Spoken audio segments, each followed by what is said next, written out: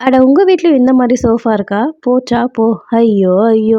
Vadivel sir சொல்ற comedy மாரி தான். இத கிளீன் பண்றதுக்கு என்னமோ நான் அத கழட்டிட்டேன். ஆனா போடும்போது இருக்கே, நானும் என் ஹஸ்பண்டும் சண்டை போட்டுட்டு 4ஆ மடிச்சு வாயில போட்ட மாரி தான் இதோட கவர நாங்க போட்டிருந்தோம். உங்களுக்கும் இந்த டிப்ஸ் வேணும்னா இந்த மாரி யூஸ் பண்ணிக்கோங்க. 4ஆ மடிச்சு கவருக்குள்ள போட்டுருங்க. ஒரு வழியா முடிச்சாச்சு. இதோட ஃபைனல் லுக் இந்த மாதிரி தான் இருந்தது. அப்புறம் வந்து ஈவினிங் போல என் பையன் வந்து சப்பாத்தியும் எக் குருமா வேணும்னு சொல்லி கேட்டுட்டு இருந்தான். அதனால தான் வந்து சிம்பிளா பண்ணிடலாம் சொல்லிட்டு பண்ணியாச்சு. நீங்க சமைக்கும்போது உங்க பசங்களையும் இன்வால்வ் பண்ணுங்க. அப்போதான் அந்த பொருளோட நாலேட்ஜ் வரும். உங்க ஃப்யூச்சருக்கும் ரொம்பவே இது யூஸ்ஃபுல்லா இருக்கும். எக் குருமா எண்ணெய் ஊத்திட்டு, கடுகு போட்டு, வெங்காயம் போட்டு, பச்சை மிளகாய் போட்டு, தக்காளி வந்து அரைச்சு ஊத்திட்டேன்.